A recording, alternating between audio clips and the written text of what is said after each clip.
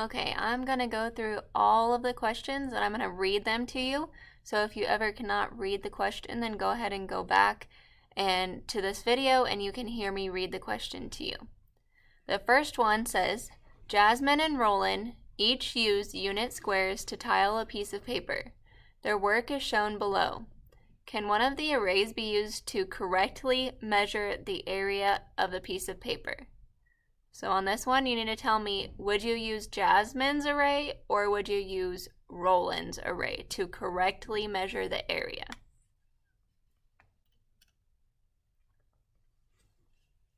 The next one says, Jasmine and Roland each use unit squares to tile a piece of paper. Their work is shown below.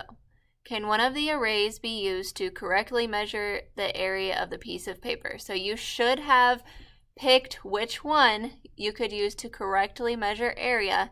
Now you need to explain why you picked the one that you did. So explain in words and sentences. The next one says, what is the area of a piece of paper? Fill in the blank. The paper is blank square units.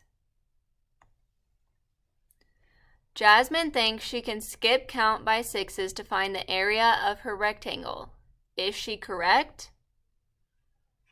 Yes, Jasmine is correct. There are 4 rows of 6 squares, so she can count 4, 8, 12, 16. Yes, Jasmine is correct. There are 4 rows of 6 squares, so she can skip count 6, 12, 18, 24. No, Jasmine is incorrect. It's faster to count all of the squares. Jahim says you can create 3 rectangles with different side lengths using 12 unit squares. Select the 3 pictures that match the problem. Select the 3. So you're picking 3 of these that uses different side lengths that has an area of 12 unit squares. The next one is the area of the rectangle is 72 square units. One side has a length of 9 units. What is the other side length? Select the number sentence that you would use to solve.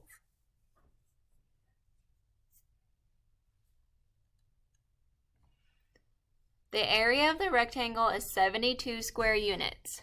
One side has a length of 9 units. What is the other side length? Fill in the blank.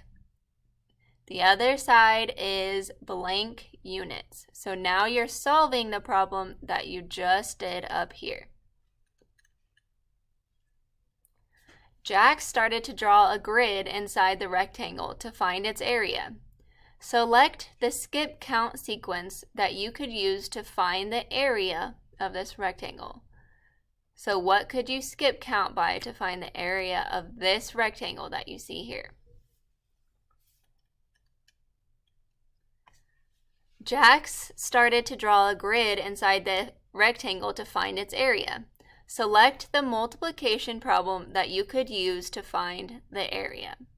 So what multiplication sentence would you use to find the area of this rectangle? Jack started to draw a grid inside the rectangle to find its area. What is the area? Fill in the blank. The area is blank square units. After you finish this one, you are done. Remember, you can always go back in the video and have me reread a question for you. So feel free to do that if you didn't catch it the first time.